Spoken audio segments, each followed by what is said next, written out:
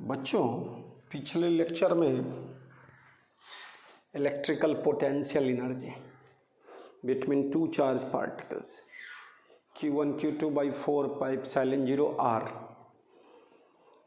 तीन charge particle का system लिए थे और उसमें तीन पेयर बना था, वो दिखाए थे। चार्ज पार्टिकल वाला में 6 पेयर बना था, डिफरेंट पेयर।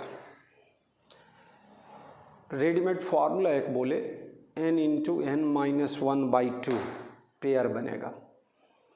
तो n का वैल्यू पुट करके हम लोग नंबर ऑफ पेयर्स बता सकते हैं और किस तरह से पोटेंशियल एनर्जी निकालते हैं, इलेक्ट्रिकल पोटेंशियल एनर्जी। इसी तरह का सवाल ग्रेविटेशनल पोटेंशियल एनर्जी में भी मैं पिछले क्लास में बार बार बोल रहा था आपको कि work done by conservative force is equal to UI minus UF और work done by external force, external agent बराबर UF minus UI। Change in potential energy दोनों में है, लेकिन एक में है UF माइनस UI, वह चेंज इन पोटेंशियल एनर्जी बोला जाता है, फाइनल माइनस इनिशियल। और UI माइनस UF हो गया माइनस डेल U। ये बात बार बार मैं पिछले क्लास में बोला। तो मैं छोटा सा 2-4 सवाल आपको लेकर क्या कर रहा हूँ, आगे बढ़ रहा हूँ। इलेक्ट्रिक पोटेंशियल पर लाना है मेरे को मेन। अभी हम लोग पोटेंशियल एनर्जी में है, इलेक्ट्रिकल पोटेंशियल एनर्जी में है। तो यह इक्विलैटरल ट्रायंगल है और तीनों के वर्टेक्स पर प्लस Q चार्ज है। अब इसका पोटेंशियल एनर्जी इनिशियल कंडीशन ये है और बाद में इसी कॉन्फ़िगरेशन को बदल दिए जिसमें यह सेपरेशन हो गया 2a EV 2a यही 2a, वही चार्ज है, लेकिन इसको हम लोग इसके कॉन्फ़िगरेशन को बदल दिए। इस केस में जो ये पोटेंशियल एनर्जी होगा सिस्टम का, उसको UI लिख रहे हैं। तो UI बराबर मैं बोला 3 पेयर बनेगा, तो उस केस में Q² by 4 pi epsilon 0 A² एक इसके बीच में फिर Q² by 4 pi epsilon 0 A², 2 pair हो गया और तीसरा पेयर ये है तो क्या होगा Q² by 4 pi epsilon 0 A²।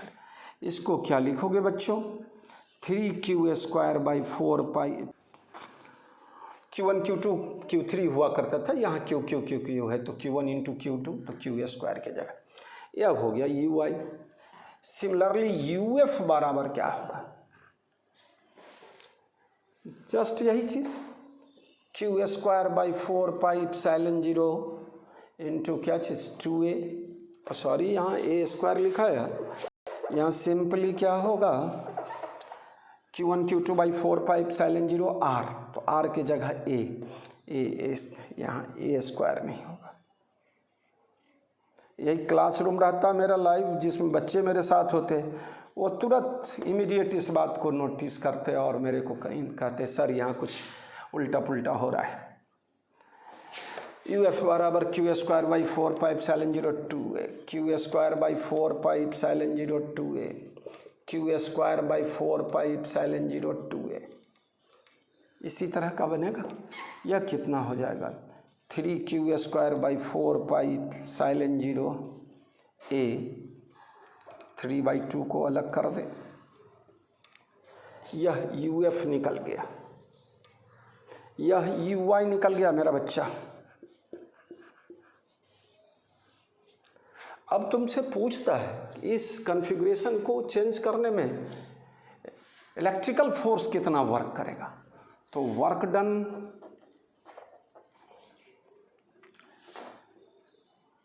Bye electrical force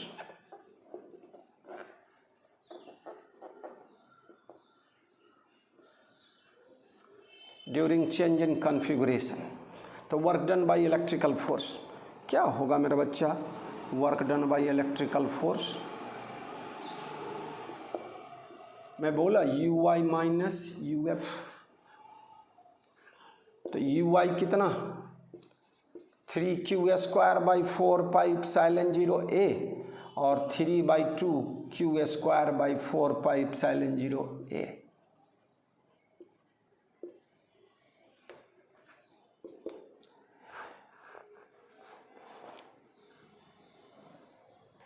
three by to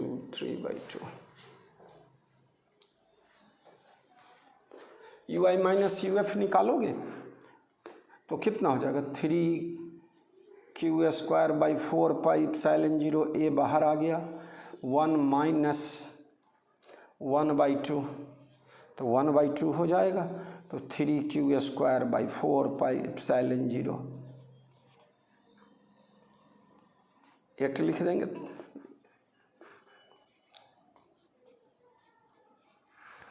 फिर से बुझ गए बच्चों, 3 2 ऐसा, तो इतना निकल गया।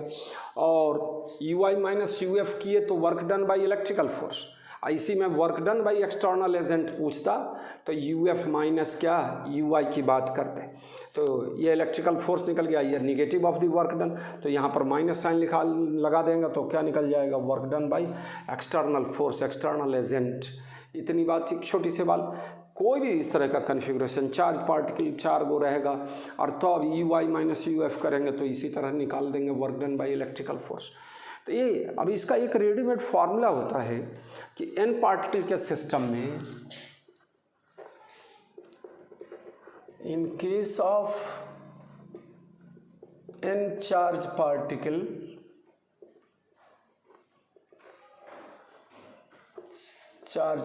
System, potential energy, electrical potential energy of the system, U system, पूरे सिस्टम का पोटेंशियल एनर्जी n/2 और सिग्मा U1 बोले तो 1 और 2, 1 और 3, 1 और 4, जितना 1 के साथ जो पेयर बनेगा उस सब का पोटेंशियल एनर्जी का सम होगा, वह क्या दे देगा, पूरे सिस्टम का। अभी जैसे मैं बोल रहा था यहाँ पर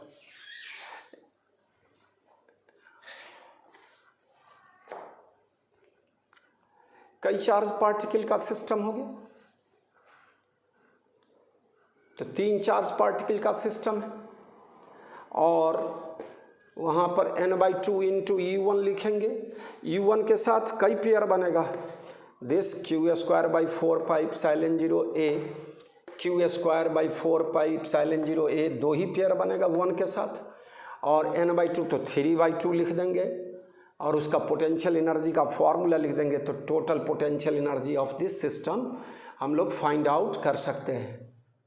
तो उस फॉर्मूला जो हम लोग रेडीमेड की बात कर रहे हैं, ट्रिक की बात कि potential energy of this system, electrical potential energy यहाँ बोल रहे हैं, n/2 सिग्मा U1 या सिंपली U1 में सब 1 के साथ जितना ये पेयर बनेगा सब का एनर्जी लेना है।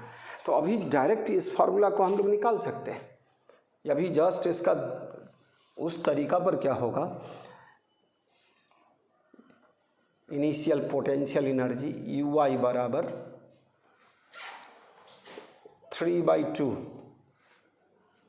n के जगह 3 और U1 के जगह क्या होगा, दिस मच और दिस मच, कितने के बराबर, तो q²/4πε0a और फिर इतना ही, तो 2q²/4πε, कितना आ गया, 3q²/4πε0a आया बच्चों।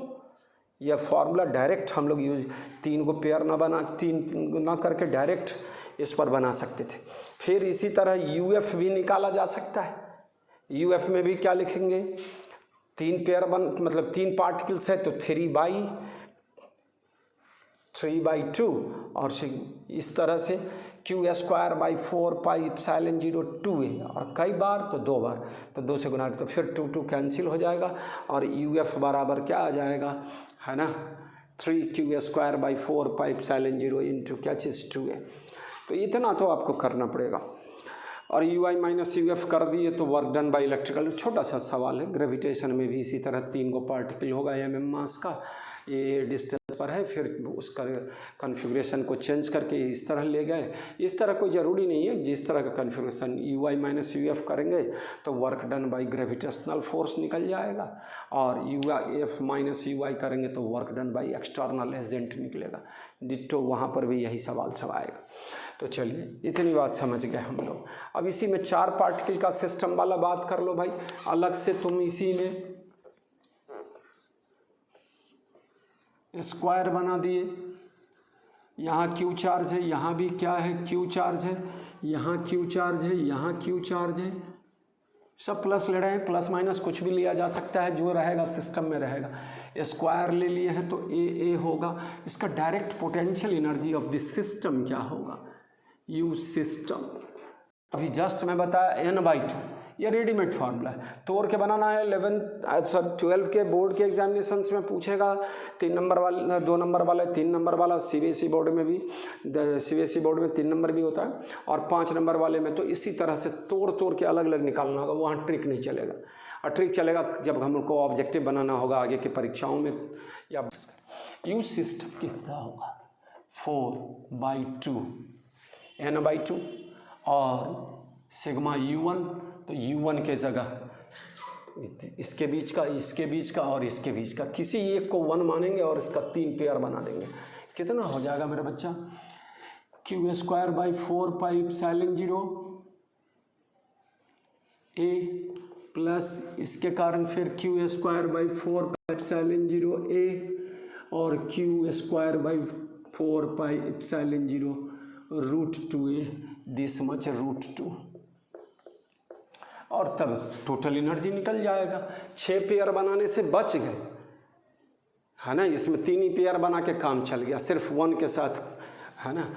यहाँ Q1 Q2 रहता तो Q1 Q2 वाला बात करते, लेकिन यहाँ 4/2 n के जगह 4 ले लिए। 6 पार्टिकल सिस्टम होगा, इसी में मैं करने का कोशिश करता हूँ। Q minus Q plus Q minus Q plus Q minus Q, कुछ इस तरह का सिस्टम बना दिया। 3 को प्लस Q है, 3 को माइनस Q है, इसमें भी कई चार्ज है तो अच्छा है। तो यू सिस्टम बराबर क्या होगा n/2। अब इसके साथ क्या क्या बन सकता है, सिर्फ 1 वाले, इसी को 1 मान लेते हैं तो क्या होगा मेरा बच्चा, पहला माइनस इसके बीच में q²/4πε0 a, फिर मैं इसको मिटाऊं तो अब इसी में हम करते चले जाते हैं। हम इधर हैं, उधर उसमें सोचो, देखे सामने में क्या लिख रहे हैं सर।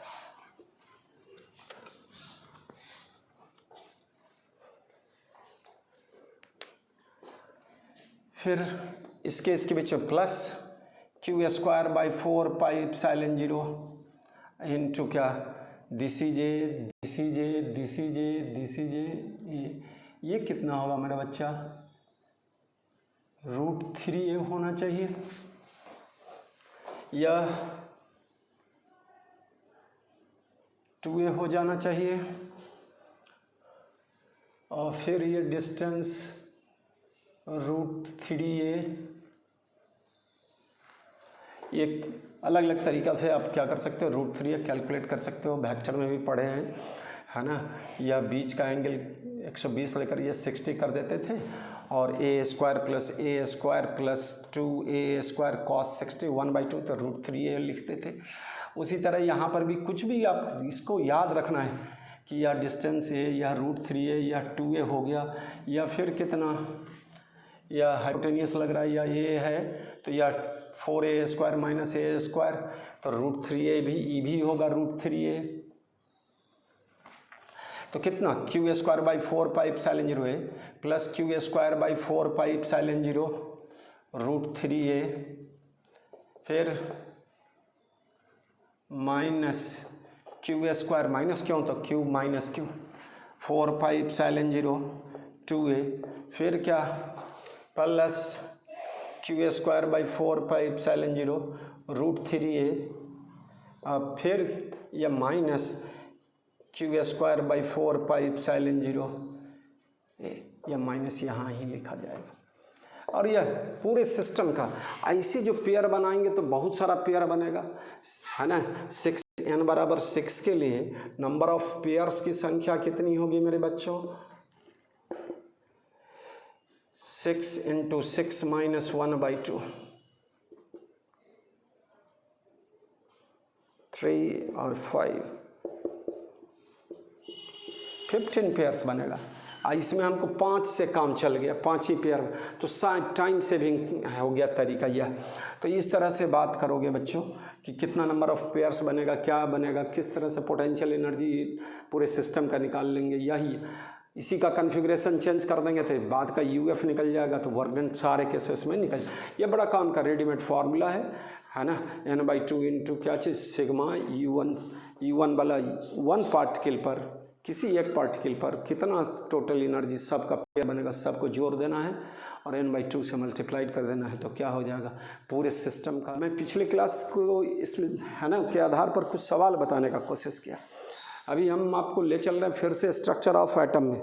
एक टर्म है उसमें डिस्टेंस ऑफ क्लोजेस्ट अप्रोच, पिछले क्लास में भी लेक्चर में थोड़ा सा बोला था, और 11th के सर्कुलर मोशन में डिस्टेंस ऑफ क्लोजेस्ट अप्रोच की भी चर्चा किए थे। अब देखो वह रदरफोर्ड अल्फ़ा स्कैटरिंग एक्सपेरिमेंट है जिसको परफॉर्म करने वाला साइंटिस्ट गीगराइन मार्सडन था। उसमें क्या था, गोल्ड फॉइल न्यूक्लियस पर अल्फ़ा पार्टिकल को, हाई एनर्जेटिक अल्फ़ा पार्टिकल को बम्बार्ड कराते हैं, और वह क्या करता है, गोल्ड फॉइल न्यूक्लियस उसको कुछ सर्टेन डिस्टेंस पर जाके, तो सर्टेन डिस्टेंस अपने पास नहीं आने देगा उसको, है ना, उसको एक सर्टेन डिस्टेंस पर ला के उसकी वेलोसिटी 0 हो जाएगी, या फिर वो रिपेल करेगा। तो वो जो मिनिमम डिस्टेंस होगा अल्फ़ा पार्टिकल का गोल्ड फॉइल न्यूक्लियस के साथ, वह डिस्टेंस ऑफ क्लोजेस्ट अप्रोच कहलाएगा। उस केस में अल्फ़ा पार्टिकल का काइनेटिक एनर्जी जाते जाते डिस्टेंस ऑफ क्लोजेस्ट अप्रोच पर जाकर 0 हो जाएगा, और वहाँ पर सारा का सारा इलेक्ट्रिकल पोटेंशियल एनर्जी होगा, है ना। तो कैसे होगा, तो वो डिस्टेंस ऑफ क्लोजेस्ट अप्रोच का 1-2 सवाल हम लोग क्या करने जा रहे हैं, हम आपको बताने जा रहे हैं, कोशिश करेंगे समझने का, तो हम लोग को स्ट्रक्चर ऑफ एटम में भी फ़ायदा देगा, और अभी तो जो है सो है समझ में आ रहा है इलेक्ट्रिकल पोटेंशियल एनर्जी। इसको थोड़ा फिर से हम लोग क्या कर ले, देख लें। ये system distance of closest approach just मैं बता रहा हूँ, n/2, n के जगह तो यहाँ क्या लिखना था 6, तो 6/2 यहीं पर n के जगह 6 सॉल्व कर लेते हैं, तो 3 बच गया। और यह Q square by 4πε0a, Q square by 4πε0a सब में है, कॉमन आ जाएगा क्या चीज़, क्यू स्क्वायर बाई 4πε0a के क्यू स्क्वायर बाई ए लिखने का भी तरीका आप मन में रखे रहें कि 1/4πε0 को के से लिखेंगे तो समय बचेगा, वो भी एक है ना, और लास्ट में के जगह 1/4πε0 रखा जा सकता है मेरे बच्चा, है ना। क्या होगा बताओ, ये कॉमन ले लिए तो यह -1 -2 और यह -1/2, तो क्या बचेगा -5/2, और यह Q square by 4πε0, Q square by 4πε0 ये कॉमन लिए 1/√3, तो 2/√3। अब इतना यह हमारा क्या निकल गया, potential energy of this system. Q और ए के टर्म में क्यू और ए दिया हुआ है, ये √3a सब याद होना चाहिए 2a वाला बात। तो चलो अब हम लोग डिस्टेंस ऑफ क्लोजेस्ट अप्रोच पर ले चलते हैं आपको हम, है ना। Distance of closest approach,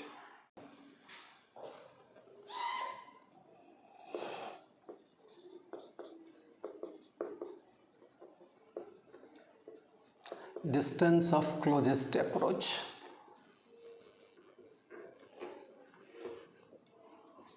small d लिख दे। अल्फा पार्टिकल पर +2e चार्ज होगा, उसको काइनेटिक एनर्जी दी है कितना, के अल्फ़ा बराबर ½ m into initial velocity of alpha particle, v alpha square ½ mv² बोला जा सकता है। और यहाँ गोल्ड फॉइल न्यूक्लियस की बात कर दें, है ना, प्लस जेडी, जेड बराबर 79 फॉर AU गोल्ड, कुछ भी होगा टीन दे देंगे तो टीन का टीन वो 50 लगा देंगे जेड के जगह। तो यहाँ जाते जाते जाते जाते यहाँ पर क्या हो गया, ये अल्फा पार्टिकल रेस्ट में आ गया और ये डिस्टेंस जो हो गया, डिस्टेंस यहाँ पर सारा काइनेटिक एनर्जी पोटेंशियल एनर्जी में कन्वर्ट हो गया। तो हम प्रॉब्लम में क्या कहेगा कि if alpha particle of kinetic energy के alpha is bombarded on gold foil nucleus, है ना, शुरुआत में क्या है वो फ्री है, इससे कोई इंट्रैक्शन नहीं है, तो वहाँ पर पोटेंशियल एनर्जी जीरो होगा, सिर्फ काइनेटिक एनर्जी होगा। और जब इसके फील्ड में आया, न्यूक्लियस के फील्ड में, तो क्या होगा, इसका वेलोसिटी घटना शुरू हो जाएगा और घटते घटते जीरो होगा। That particular distance where velocity becomes zero is called your distance, minimum distance is called distance of closest approach, इस खास प्रॉब्लम के लिए। तो क्या होगा मेरा बच्चा, है ना, टोटल एनर्जी पहले का टोटल एनर्जी का इस टाइम पर का टोटल एनर्जी कंजर्व होगा। तो यहाँ पर क्या होगा, हेयर के अल्फा प्लस जीरो बराबर पोटेंशियल एनर्जी कितनी हो जाएगी, 2E into JD, charge Q1 into Q2 plus 2E या प्लस जेडी, प्लस प्लस लेना है, दोनों सिंबल के साथ लेते हैं हम लोग इसमें charge, by 4 pi epsilon 0 D। तो D बराबर क्या निकल कर आएगा, 2JD square by 4 pi epsilon 0 के अल्फ़ा। अब इसके के अल्फ़ा की जगह हम लोग हाफ एम अल्फ़ा भी अल्फ़ा होल स्क्वायर भी रख सकते हैं। ये डिस्टेंस ऑफ क्लोजेस्ट अप्रोच हो गया। डी वैरीज क्या निकल कर आया, जेड। इसका टारगेट न्यूक्लियस का जितना ज़्यादा क्या होगा एटॉमिक नंबर होगा, उतना दूरी से उसको क्या करेगा और लौटाने का काम करेगा। डिस्टेंस ऑफ क्लोजेस्ट अप्रोच का वैल्यू ज़्यादा हो जाएगा। D varies 1/k alpha, kinetic energy ज़्यादा हो जाएगा और नज़दीक जाएगा, लेकिन प्लस वाला प्लस के कांटेक्ट में यहाँ नहीं आएगा। हाँ, अगर यह कम चार्ज होता या प्लस ज़्यादा चार्ज और यह प्लस कम चार्ज, तो यह इसको क्या करेगा, ठेलेगा, है ना। अगर दोनों पर लाइक चार्ज आएगा, अभी अगला सवाल हम लोग लेने जा रहे हैं, प्रोटॉन आ रहा है, वो प्रोटॉन पहले फ्री है, मतलब फ्री है कहने का मतलब इसका कोई इंट्रैक्शन नहीं हो रहा है, तो शुरू में इसको काइनेटिक एनर्जी दिया गया, ये जाएगा उसको टकराएगा तो नहीं, वो पहले प्रोटॉन को क्या करेगा, वो भी प्रोटॉन को ठेलना शुरू करेगा, इसका वेलोसिटी घटेगा, उसका वेलोसिटी बढ़ेगा, तो एक सर्टेन पॉइंट पर जाकर दोनों का वेलोसिटी सेम हो जाएगा। और उस केस में दोनों प्रोटॉन के बीच का जो सेपरेशन होगा, that will be distance of closest approach. तो कैसे बनाते हैं, लेकिन हम लोग को इलेक्ट्रिकल पोटेंशियल एनर्जी का यूज करना है मेरे बच्चों। Q1 Q2 by 4 pi epsilon 0 R, plus plus था, लाइक चार्ज था तो रिपल्सन, तो वही चीज़ है यहाँ। या अल्फा पार्टिकल है और वह गोल्ड फॉइल न्यूक्लियस है, तो इसके भी तो डिस्टेंस ऑफ क्लोजेस्ट अप्रोच का कंसेप्ट बनाना है स्ट्रक्चर ऑफ एटम के लिए भी और यहाँ के सवालों में भी। मैं आगे आपको एक सवाल और बताने जा रहा हूँ इसी पर।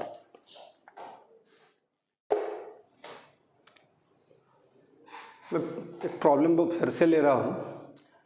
ए proton moves with a speed u directly towards a free proton. Free proton कहने का क्या मतलब है, मतलब जो प्रोटॉन आ रहा है उसका इंट्रैक्शन नहीं हो रहा है उस प्रोटॉन पर, वह फ्री प्रोटॉन है, मतलब there is no initial potential energy between two protons. Originally at rest, जो फ्री प्रोटॉन्स है वो रेस्ट में है। Find the distance of closest approach for the two protons given that. अभी तो मास जानबे करते हैं, m होगा, mp लिखते हैं, और इलेक्ट्रॉन का चार्ज प्रोटॉन का चार्ज प्लस ही होगा, वो दे रखा है। मेरे को यहाँ समझाना क्या है, एक प्रोटॉन दूसरे प्रोटॉन के करीब जा रहा है। अब इस प्रोटॉन को, वो प्रोटॉन जो है जो रेस्ट में था, वो इसको कहेगा कि अब ठेलना शुरू करेगा अपोजिट डायरेक्शन, उसके स्पीड को घटाएगा, और ई प्रोटॉन उस प्रोटॉन को दूर भगाने का काम करेगा, जो रेस्ट में था उसको दूर ले जाने का काम। यहाँ है कोई टारगेट तो ऐसा नहीं है जो प्लस बहुत ज़्यादा चार्ज है वो इसको ठेलेगा, वो अपने आप को रेस्ट में रखेगा। यहाँ वो भी क्या है, फ्री है, वो आराम से क्या होगा, मूव करेगा। इट मीन्स जो हमारा प्रोटॉन है पहले वाला, जो स्पीड जिसका u था, उसका u का वैल्यू क्या होगा, घटता जाएगा और उसका स्पीड बढ़ता जाएगा दूसरे प्रोटॉन्स का। एक सर्टेन डिस्टेंस पर जाके दोनों की स्पीड क्या हो जाएगी, इसकी घटते घटते और उसकी बढ़ते बढ़ते, जीरो से भी और इसका u से भी। इट मीन्स दोनों का काइनेटिक एनर्जी उस इंस्टेंट पर क्या होगा, सेम हो जाएगा।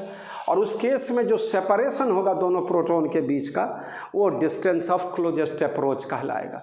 वो कंसेप्ट नहीं कि वो पहला जो बम्बार्डेड पार्टिकल वो रेस्ट में आ जाएगा तब हमारा जो सेपरेशन होगा वो डिस्टेंस ऑफ, वो तब था जब दूसरा जो हमारा टारगेट था वो रेस्ट में था तब। यहाँ टारगेट फ्री है, वो घूम रहा है, घूमेगा, तो घूमने के केस में ये वाला लगा। तो क्या हुआ सॉल्यूशन में, मैं पहले का वेलोसिटी क्या है, u है, बाद का दोनों का कॉमन वेलोसिटी जो हो जाएगा वो v होगा, कॉमन है ना। तो क्या, from principle of conservation of linear momentum, इसका फुल फॉर्म आपको याद होना चाहिए, principle of conservation of linear momentum, m into you initial momentum, एक प्रोटॉन का, दूसरा तो रेस्ट में जीरो, तो और दूसरे का बाद में क्या हो गया एम भी, और प्लस क्या चीज़ एम भी, ये उसका भी मोमेंटम, बाद का कॉमन वेलोसिटी भी मान लिए, तो एम भी प्लस एम भी, और यह तो क्या निकल कर आएगा, भी बराबर u/2, दोनों जो इनिशियल वेलोसिटी था उसका 50-50 वेलोसिटी वाला बात हो जाएगा। अब क्या है, फ्रॉम है ना ui प्लस के आई बराबर uf प्लस के एफ, ui प्लस के आई uf प्लस के एफ। थोड़ा ध्यान देना, मैं पिछले क्लास में बोला था कि वर्क एनर्जी पावर को आप रिवाइज करके लाओगे। तो ui क्या है, फ्री है दोनों पार्ट के लिए, उसमें कोई पोटेंशियल एनर्जी की बात नहीं करनी है शुरुआत में, तो सिर्फ काइनेटिक एनर्जी है। और एक ही पार्टिकल, एक ही प्रोटॉन जो है सो क्या है, पहले जो इंसिडेंट स्ट्राइक करने जा रहा है उसका वाला स्पीड दिया हुआ है, हाफ mu² हो जाएगा, uf पोटेंशियल एनर्जी, तो क्या होगा q1 into Q2 by 4πε0 d, मान ले वही d distance of closest approach, और kf क्या होगा, तो half mv² plus half mv², दोनों प्रोटॉन का काइनेटिक एनर्जी होगा। अभी के जगह क्या रखोगे, u/2 कितना आ जाएगा बच्चों, यहाँ पर इसको सॉल्व कर लिया जाए, है ना, इसको मिटा लें, चाहे यहीं पर मैं कर देता हूँ, उसमें कुछ और जोड़ देते हैं। कितना होगा बच्चों बताओ, e² by 4πε0 d, this much बराबर हाफ mu², और यह half mv² plus half mv² mv², तो इधर आया तो माइनस m, अभी के जगह v², तो u² बाई 4, v के जगह u/2 लाएँ पहले इक्वेशन से, कितना हो जाएगा mu² बाई 4 और हाफ mu², बोलो बच्चों, एलसीएम 4 और 2m², तो mu² बाई 4, तो डिस्टेंस ऑफ क्लोजेस्ट अप्रोच का फॉर्मूला निकल कर आया e² by 4πε0, where is d, this is d, d is 4 ऊपर चला जाएगा, 4e² by 4πε0 into mu², d बराबर e² बाई πε0 mu²। थोड़ा अपना भी दिमाग लगा के सॉल्व करना, जो समझाना था वो कंजर्वेशन ऑफ मोमेंटम और कंजर्वेशन ऑफ मैकेनिकल एनर्जी। यहाँ पर इलेक्ट्रिकल पोटेंशियल एनर्जी की बात करनी है, q1 q2 बाई 4πε0 r वाला फार्मूला लेंगे। वो प्रोटॉन दूसरे प्रोटॉन के करीब आ रहा है और वो प्रोटॉन भाग रहा है। अब बाद में क्या होगा, इसके बाद का कंडीशन क्या होगा, डिस्टेंस ऑफ क्लोजेस्ट अप्रोच के बाद इसकी स्पीड क्या होती जाएगी, घटेगी, उसकी स्पीड और बढ़ती जाएगी, और सेपरेशन अब क्या होगा, और बढ़ेगा, डिस्टेंस ऑफ क्लोजेस्ट अप्रोच। उस इंस्टेंट पर जो सेपरेशन होगा दो प्रोटॉन के बीच में, वो कहलाएगा डिस्टेंस ऑफ क्लोजेस्ट अप्रोच। और भी ढेर सारा प्रॉब्लम है इस सब में, लेकिन अभी को सीमित करते हुए हम लोग आगे चलना चाहेंगे। इलेक्ट्रिक पोटेंशियल पोटेंशियल पर। तो इलेक्ट्रिक पोटेंशियल पर मैं ले जा रहा हूँ। एक चीज़ उसमें मैं जोड़ दूँ, पहले वाला में ये स्ट्रेट लाइन ग्राफ आ जाएगा। अगर graph distance of closest approach और atomic number of target nuclei का पूछे तो इस तरह का स्ट्रेट लाइन ग्राफ, और इसका ग्राफ काइनेटिक एनर्जी वाला के अल्फ़ा और डी का तो रेक्टेंगुलर हाइपरबोलिक बोलते हो। काइनेटिक एनर्जी बढ़ेगा और डिस्टेंस ऑफ क्लोजेस्ट अप्रोच। इसी से हम लोग क्या करेंगे मेरे बच्चों, साइज ऑफ न्यूक्लियस का फॉर्मूला को निर्धारित करेंगे गीगर मासडन एक्सपेरिमेंट की सहायता से। तो डिस्टेंस ऑफ क्लोजेस्ट अप्रोच की बात करेंगे स्ट्रक्चर ऑफ एटम में फिर से, लेकिन अभी मैं समझा दिया, कंसेप्ट अभी ही बना आपका।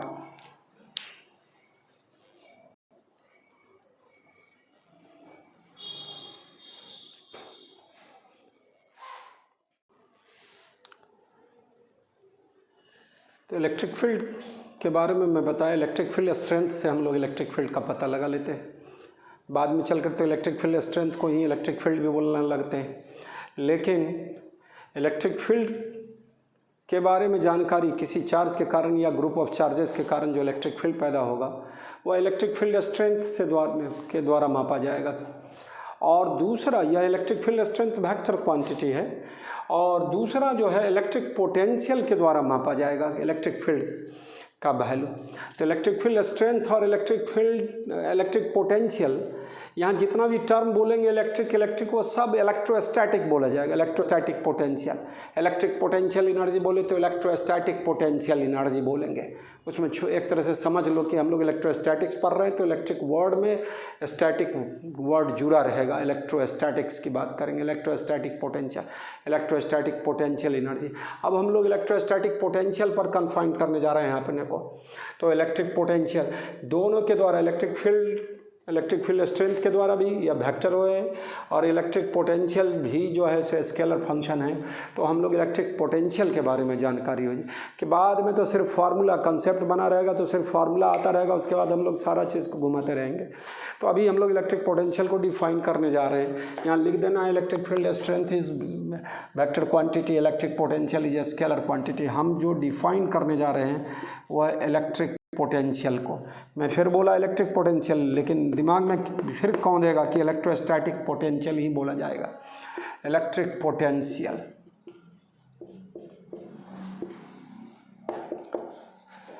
It is that scalar quantity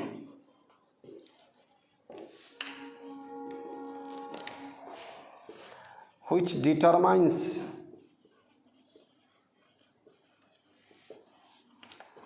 the direction of flow of charge, direction of flow of charge। Temperature होता था जो direction of flow of heat को मेजर करता था। और यहाँ इलेक्ट्रिक पोटेंशियल, प्रेशर डिफरेंस पढ़ेंगे, फ्लो ऑफ फ्लूइड्स में पढ़े थे, प्रेशर के हाई प्रेशर से लो प्रेशर फ्लूइड का फ्लो होता है। उसी तरह यहाँ पर बोला जाएगा कि चार्ज बोले तो स्टैंडर्ड में क्या बोलेंगे, positive charge flows from higher potential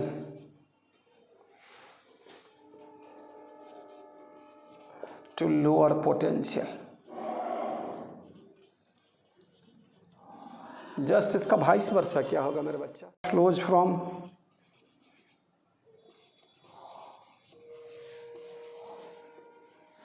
lower potential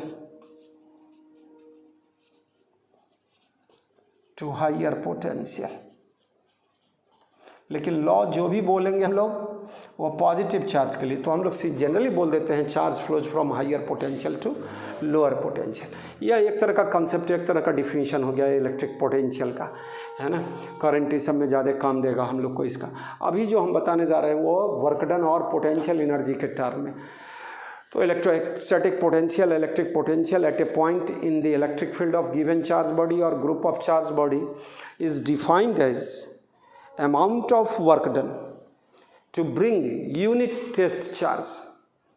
test charge पहले भी बोल रखा पॉजिटिव होगा, टेस्ट चार्ज ऐसा जो होगा, जो ओरिजिन होगा, सोर्स चार्ज जो होगा उससे उसका वैल्यू क्या होगा, बहुत बहुत छोटा होगा।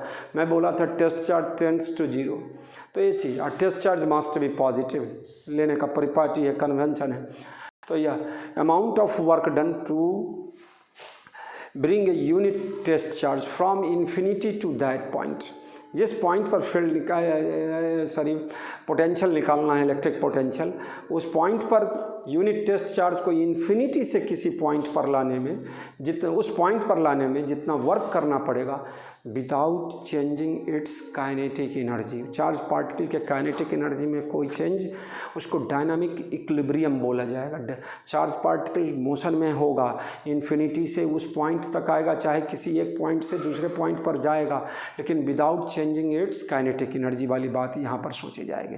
तो हम लोग बोलेंगे, उसका डिफिनीशन मैं लिखा देता हूँ, पहले तो क्लासिकल पैटर्न डिफिनीशन याद कर लेना है। दूसरा होता है क्या चीज़, किसी पॉइंट पर जो पोटेंशियल एनर्जी होता है किसी चार्ज का, वो किसी दिए हुए चार्ज के कारण, तो पोटेंशियल एनर्जी पर यूनिट चार्ज उस पॉइंट पर जो होगा वही क्या कहलाएगा, electric potential.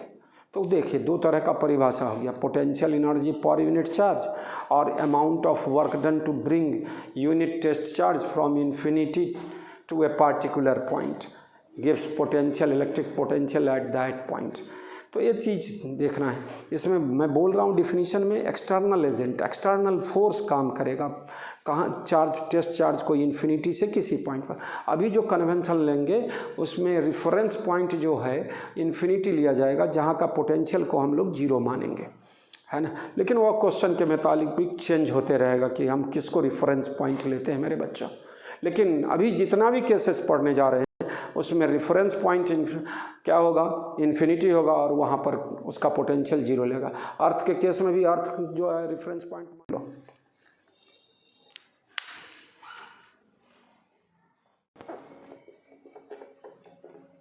Electric potential definition है, या बोर्ड सबके परीक्षा में डिफिनीशन लिखना पड़ेगा, और सब में तो क्या है स्टेटमेंट दिया रहता है, पॉइंट दिया ही रहता है, केवल आपको OMR शीट को भरना रहेगा, चाहे ऑनलाइन टेस्ट होगा तो उसको अपना उस हिसाब से। Electric potential at a point in the electric field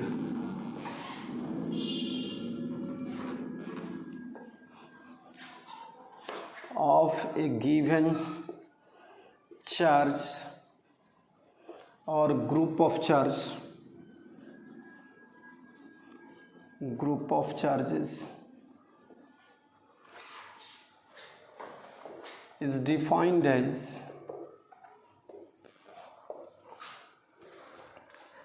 amount of work done to bring a unit test charge. मैं पहले भी बोला, पुराने दौर में यूनिट पॉजिटिव चार्ज बोला जाता था, आज के डेट में यूनिट पॉजिटिव चार्ज भी बहुत सारे किताब में है, लेकिन आज का कन्वेंशन होता है यूनिट टेस्ट चार्ज बोला जाता है। Test charge always much smaller than source charge, test charge tends to zero, bring a unit test charge from infinity to that point without changing its speed, kinetic energy बोला जाए, without changing its kinetic energy. और इसी को मैं बोलूँगा क्या चीज़, dynamic equilibrium, dynamic equilibrium में होगा चार्ज।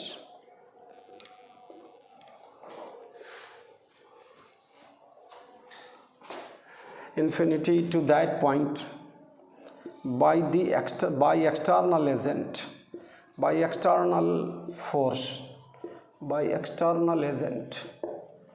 ये हो गया in simple language.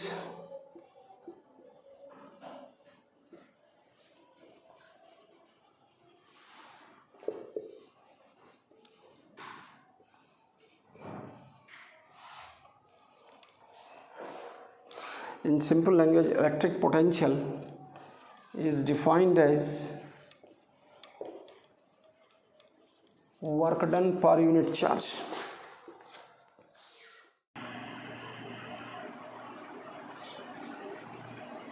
Work by charge. यह सिर्फ यूनिट और डायमेंशन निकालने के लिए इस तरह का फार्मूला ला दिया अभी शुरुआत में, अभी बढ़ते चलते हैं आगे, है ना। It is a scalar quantity,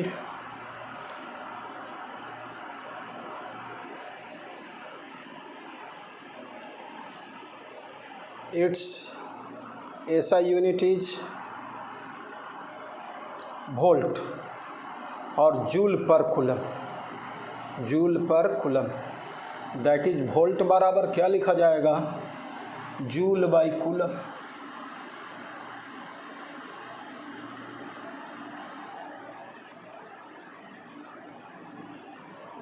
अब इसका डायमेंशन लिखते हैं, है ना। पहले इस तरह को लिख लिए, जगह नहीं, अब इसको मिटाने के बाद में लिखा था जूल पर कूलम। इसका सीजीएस यूनिट स्टेट वोल्ट बोलते हैं। its CGS unit is state volt.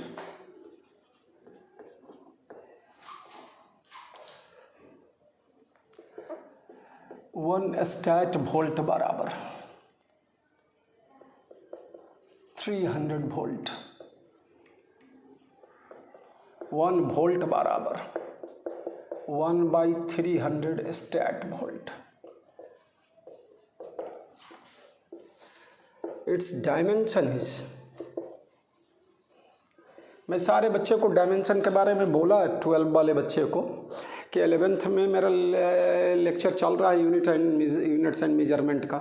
6th lecture में मैं dimension of electrical and magnetic quantities पढ़ाऊँ, 7th लेक्चर में उससे रिलेटेड प्रॉब्लम बनवाएंगे। अभी 6th लेक्चर तक मैं बच्चों को दे चुका हूँ, तो उसको आप देख लेंगे आप लोग भी। It's dimension is work by charge, work के लिए ml2t-2, चार्ज के लिए AT ml2t-3 A इनवर्स। इसका दूसरा डिफिनीशन मैं बताता हूँ आपको। If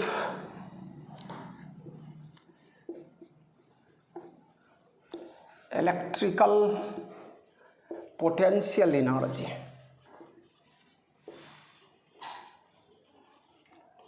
on charge Q0 at a point is U in given electric field, then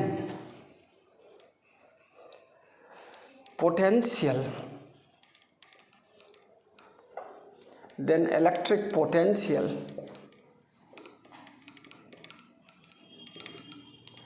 at that point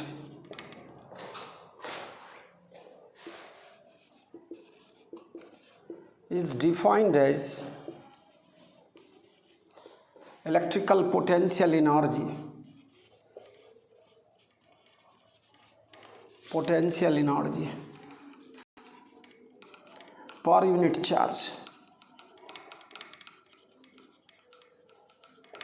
that is V बराबर U/Q0।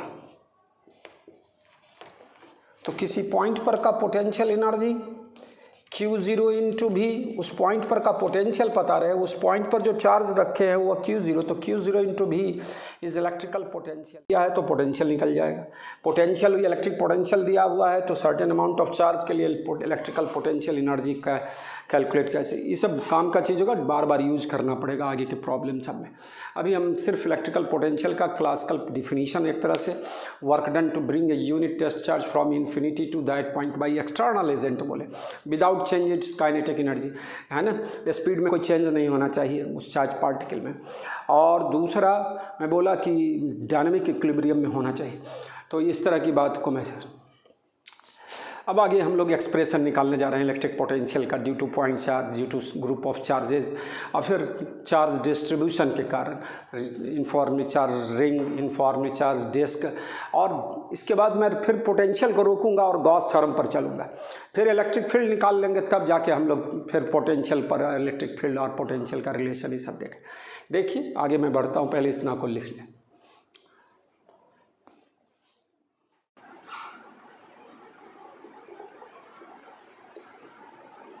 Electric potential at a point due to point charge, due to given point charge का समझने के लिए मान लीजिए O point पर Q charge plus Q charge, P point पर हम लोग को पोटेंशियल निकालना है, इलेक्ट्रिक पोटेंशियल। इसका वैल्यू OP वेक्टर बराबर R वेक्टर।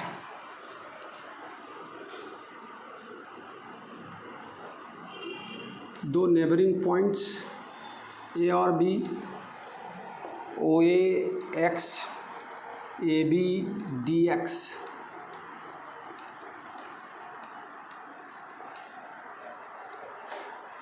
किधर भी लाइन लिया जा सकता है, इधर इधर इधर।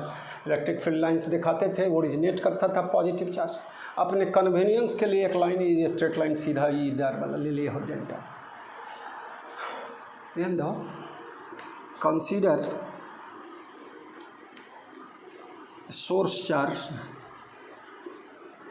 सोर्स चार्ज लिखे, consider a source charge particle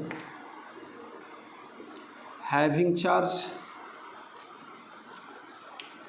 plus Q is placed at O, origin माना जाएगा। कोई जरूर नहीं, कोई भी पॉइंट हो सकता है, लेकिन ओरिजिन, ओ लिखने का मतलब origin is placed at O. We have to find out electric potential V at point P due to given source charge.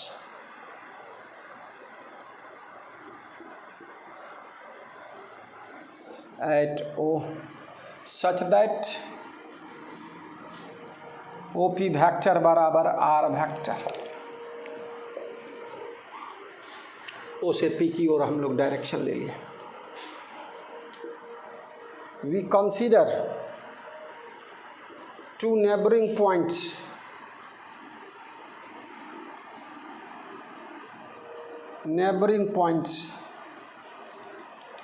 A and B such that OA बराबर x बराबर dx। अब x पॉइंट पर जो test charge मान लेंगे हम लोग Q0, उस पर फोर्स क्या लगेगा, तो Q0 by 4 pi epsilon 0 R square, sorry x square, x distance पर। तो नाउ इलेक्ट्रिकल फोर्स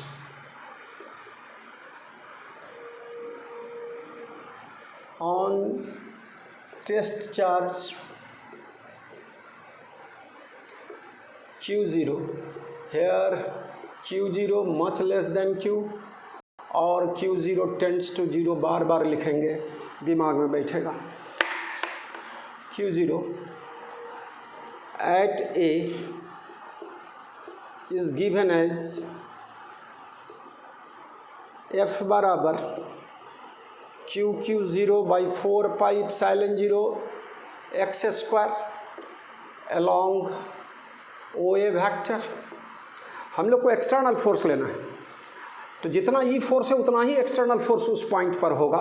किस डायरेक्शन में, जस्ट अपोजिट डायरेक्शन। यहाँ रिपल्सन का केस था, फोर्स उस डायरेक्शन, तो external force on the charge particle वो equilibrium, dynamic equilibrium without acceleration, तो इधर वाला फोर्स और उधर वाला फोर्स दोनों बराबर होगा, और वह डायनामिक इक्विलिब्रियम में कांस्टेंट वेलोसिटी से बिना एक्सेलरेशन के साथ हुआ क्या होगा, चार्ज पार्टिकल।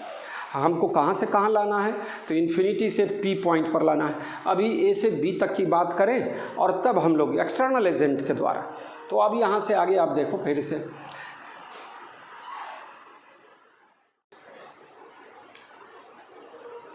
ए पर जो फोर्स लग रहा है इलेक्ट्रिकल फोर्स, रिपल्सिव फोर्स है। अब एक्सटर्नल फोर्स जो लगाएंगे वो उस इलेक्ट्रिकल फोर्स के अपोजिट लगाना पड़ेगा, मतलब इस डायरेक्शन में लेना पड़ेगा। तो जो फोर्स एफ वेक्टर ले रहे थे ये एक्सटर्नल इलेक्ट्रिकल फोर्स, उसको माइनस से रिप्रेजेंट करेंगे तो एक्सटर्नल फोर्स को रिप्रेजेंट करेगा, है ना। तो यहाँ पर 2-4 लाइन लिख लेंगे, दिस फोर्स इज repulsive, या this F vector is repulsive, its tendency to carry away the charge Q0, test charge को किधर ले जाने का काम करेगा, उसकी टेंडेंसी किधर होगी, दूर ले जाने का, away from the source charge. तो हम लोग एक्सटर्नल फोर्स करेंगे उसको Q0 को, टेस्ट चार्ज को उसके करीब लाने के लिए, प्लस Q के, है ना। The external force to bring charge Q0 towards Q will be opposite to this electrical force,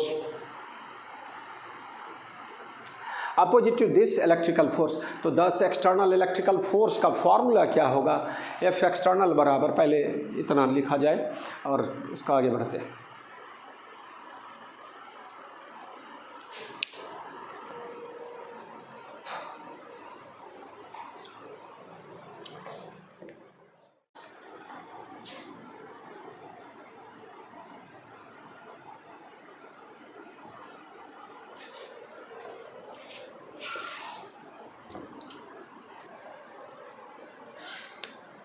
Therefore F external बराबर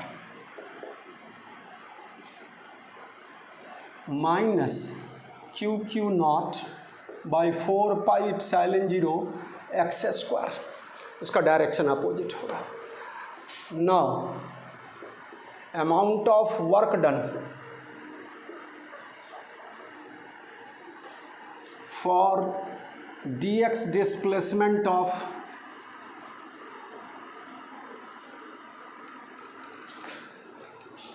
test charge Q0 due to the external agent, external force is given as dW बराबर, figure रहने देते हैं उसको समझाने के लिए, dW बराबर माइनस F इंटू dx, सब बचा F into dx, how much, minus Q force का या F एक्सटर्नल। तो F एक्सटर्नल बराबर क्या लिखे भाई, यहाँ पर F एक्सटर्नल की जगह, है ना, यहाँ F external into dx, Q0 by 4 pi epsilon 0 X square into dx, minus sign लाया। अब क्या है, minus Q not by 4 pi epsilon 0 into dx by X square, X का पावर -2, इसको अब इन्फिनिटी से P तक एक्सटर्नल एजेंट के द्वारा कितना वर्क होगा, तो इसको इंटीग्रेट करेंगे। x वेरिएबल है तो इलेक्ट्रिकल फोर्स वेरिएबल हो गया, वेरिएबल फोर्स के केस में वर्क डन निकालने के लिए बार बार बोलते हैं इंटीग्रेशन प्रोसेस को हम लोग लगाएंगे। तो यहाँ पर इंटीग्रेशन प्रोसेस, छोटे दूरी के लिए हम लोग फोर्स को कांस्टेंट लिखे इतना ही, और उसको dx डिस्प्लेसमेंट से गुना किए। अब फोर्स के लिए क्या लिखे, तो कौन force, external force Q0 by 4 pi epsilon not x square. तो इतनी बात को समझ लिए, और क्या होगा, now total amount of work done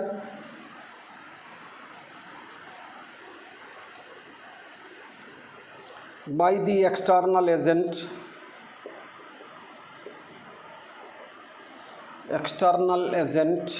external force to bring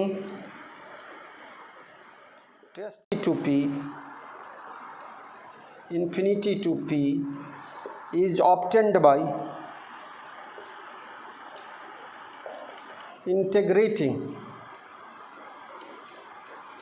equation 1 between limit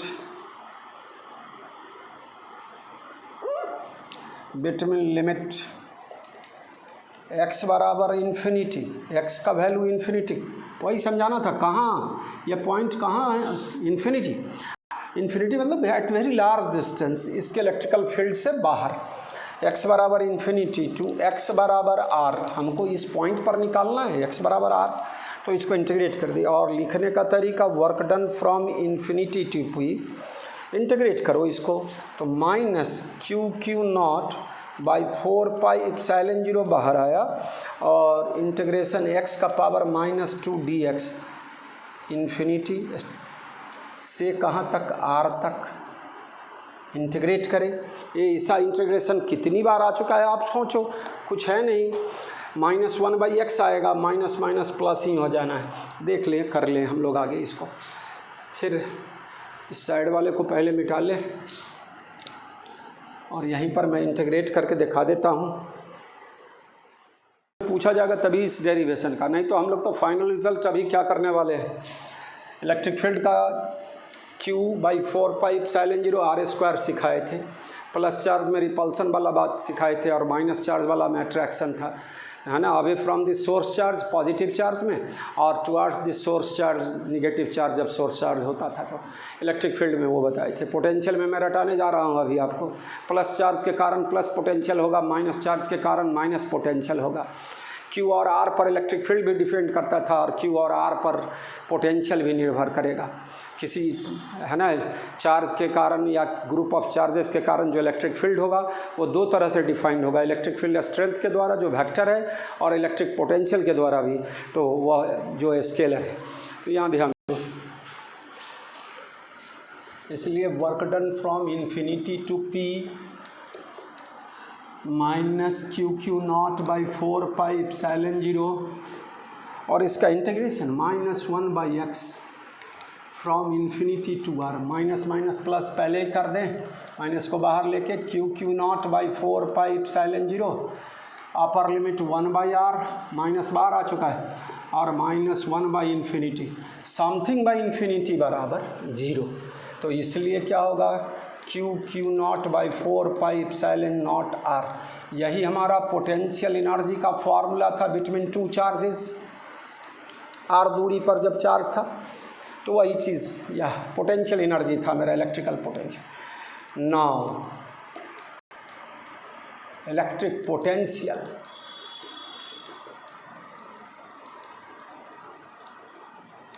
at P is given as V बराबर work done from infinity to P by Q0 पर इतना वर्क करना पड़ा, तो यूनिट चार्ज पर कितना करना पड़ेगा, यूनिट टेस्ट चार्ज, तो Q0 से डिवाइड कर दे, तो V बराबर क्या निकल कर आया, Q/4 पाई एप्सिलॉन 0 r, इलेक्ट्रिक फील्ड में r² आता था पॉइंट चार्ज के केस में, यहाँ V बराबर Q/, जब सोर्स चार्ज पॉजिटिव था, निगेटिव हो जाएगा तो डायरेक्ट माइनस में आ जाएगा। तो यह चीज़ हम लोग याद रखने का कोशिश करेंगे। क्या निकला पॉइंट चार्ज के केस में, V varies Q and V varies 1/r। इतना बात जानने के बाद दो पॉइंट निश्चित तौर पर याद रहना चाहिए, electric potential will be positive due to positive charge, electric potential will be negative due to negative charge. मैं ऐसे भी बोल रहा था कि जब रिपल्सन का केस होगा तो potential and potential energy will be positive, और अट्रैक्शन का, तो दो रिमार्केबल पॉइंट अभी के केस में क्या होगा, इलेक्ट्रिक पोटेंशियल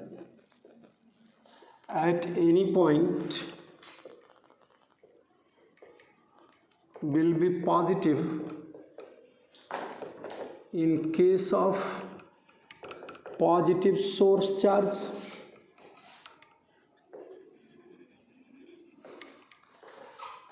और दूसरा यही पॉइंट हो जाएगा, इलेक्ट्रिक पोटेंशियल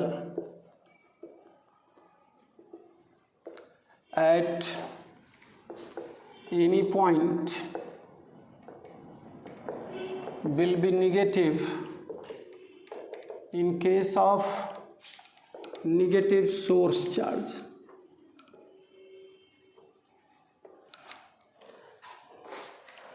V का फॉर्मूला देखिए Q/4πε0 r square, sorry r, तो V वैरीज 1/r, Q/4πε0 को यूनिट ले ले तो V वैरीज 1/, मतलब V 1/r के V और r का ग्राफ खींचना है। E बराबर Q/4πε0 r स्क्वायर, जैसे Q/4πε0 यहाँ कोई कांस्टेंट तो यहाँ भी कांस्टेंट, तो 1/r स्क्वायर, तो E वैरीज 1/r स्क्वायर। तो ये ग्राफ बनाना है जिसमें E and V y axis पर और R को x एक्सिस पर। R बराबर 1 ले लो, 1 मीटर। 1 मीटर के केस में V बराबर Q/4πε0, E बराबर भी ऑल्सो Q/4πε0, दोनों का मैग्नीट्यूड क्या होगा, सेम होगा। R बराबर 1 मीटर पर, और R का वैल्यू 1 से छोटा हो, मान लो जैसे 1/2 है, तो यहाँ पर 2Q/, R की जगह 1/2 लेंगे तो 2Q/4πε0 R, और यहाँ पर हो जाएगा 4, तो इलेक्ट्रिक फील्ड बड़ा होगा और पोटेंशियल, इलेक्ट्रिक पोटेंशियल का मैग्नीट्यूड क्या होगा, कम होगा। तो यह जब R 1 मीटर से क्या है, छोटा है, और 1 मीटर से बड़ा हो जाए या 2 मीटर हो जाए R का वैल्यू, तो यहाँ Q/4πε0 2 और यहाँ पर Q/4πε0 4, इलेक्ट्रिक फील्ड कम होगा और इलेक्ट्रिक पोटेंशियल का मैग्नीट्यूड ज़्यादा होगा। तो यहाँ इस तरह का ग्राफ बनेगा। एक ग्राफ V के लिए, V का वैल्यू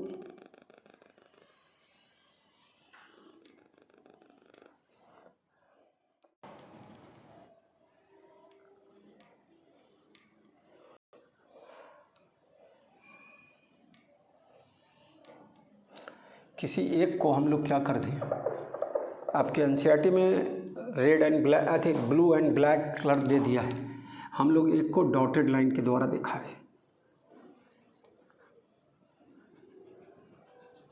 यह जो होगा सो इलेक्ट्रिक फील्ड को रिप्रेजेंट करेगा, और ये जो होगा सो V को रिप्रेजेंट करेगा। जब R 1 मीटर पर होगा तब दोनों का वैल्यू सेम होगा, और 1 मीटर से ज़्यादा दूरी पर तो V का वैल्यू ज़्यादा और इलेक्ट्रिक फील्ड का वैल्यू क्या चीज़, कम। और 1 मीटर से कम वाले में E का वैल्यू ज़्यादा, सेम R के लिए R का वैल्यू क्या रखा जाए, यहाँ ले ले, यहाँ ले ले, यहाँ ले ले, तो E का वैल्यू ज़्यादा और V का वैल्यू क्या चीज़, कम। और इसमें E R जब 1 से बड़ा होगा तो E का वैल्यू कम होगा और V का वैल्यू ज़्यादा होगा, मैग्नीट्यूड में बात कर रहे हैं। तो यह ग्राफ, और इसके नीचे एनसीईआरटी में देखोगे 4 लाइन लिखा हुआ है, उसको भी आप अपने किताब से एक कॉपी पर लिख डालेंगे, E और V और R के ग्राफ में क्या दिया हुआ है, 4 लाइन। तो इस तरह की बात को समझने का है, ग्राफ प्लॉट करेंगे, और 1 मीटर की दूरी पर इलेक्ट्रिक पोटेंशियल और इलेक्ट्रिक फील्ड का मैग्नीट्यूड आपस में क्या होगा, सेम होगा। यह एक है V वैरीज, ये जो ग्राफ है V वैरीज 1/r वाला, और E वैरीज 1/r स्क्वायर वाला ग्राफ है।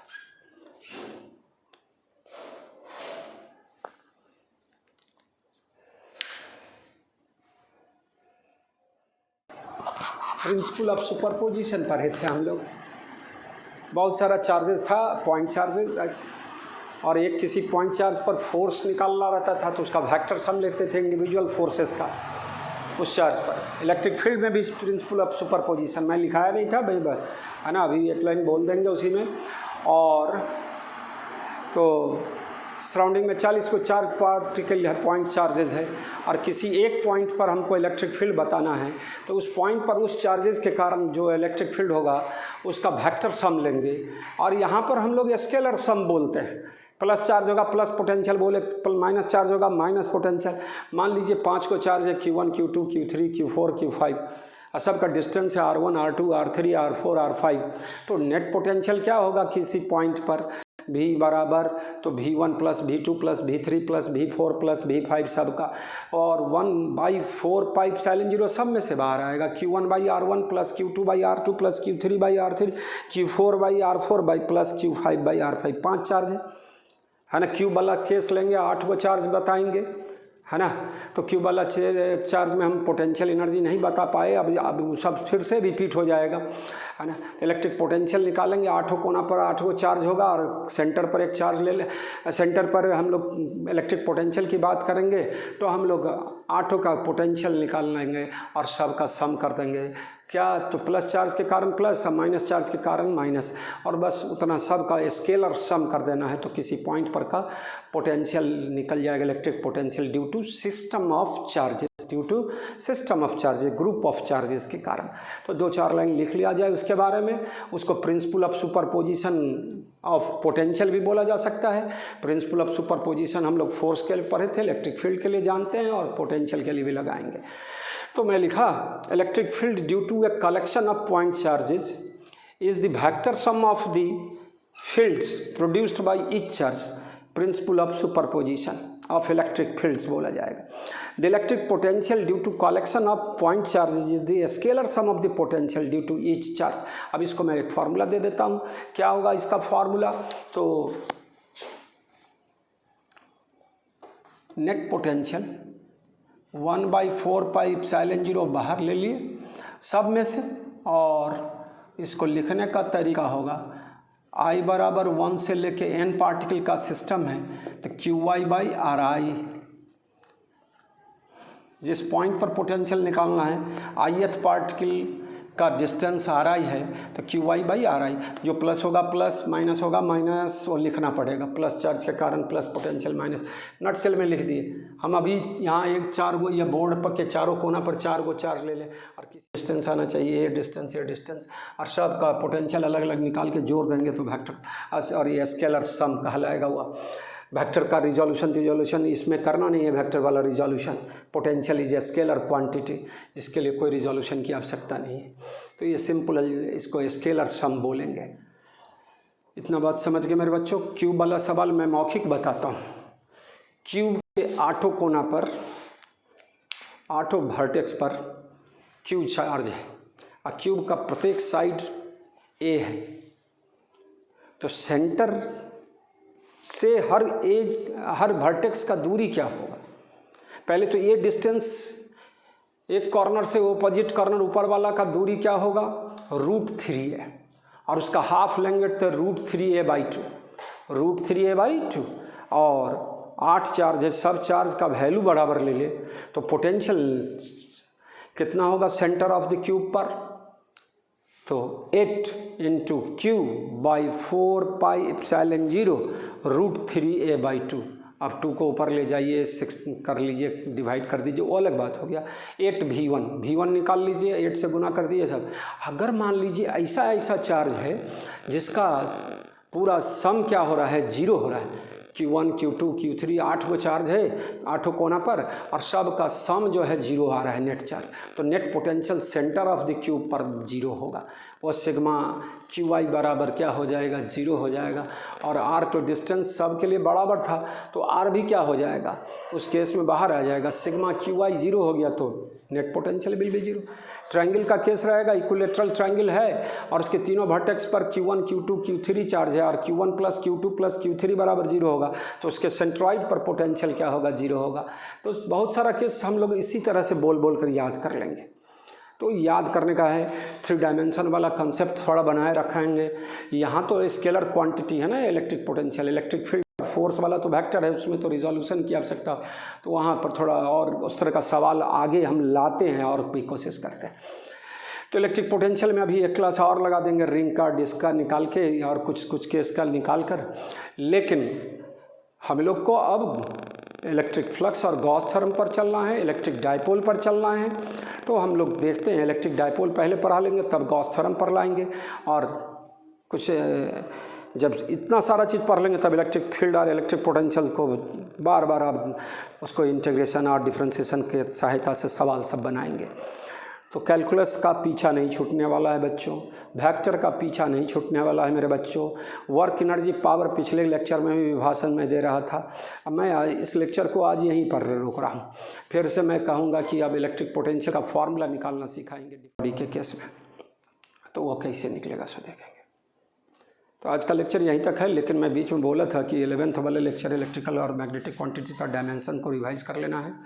और पिछले लेक्चर्स को मैं आज संडे को बच्चों से फेस टू फेस हुआ था। कुछ बच्चे मेरे से कुछ क्वेश्चन पूछ रहे थे, कुछ गाइडलाइन मांग रहे थे, मैं बता रहा था उसको कि इस लॉकडाउन में कैसे क्या करना है।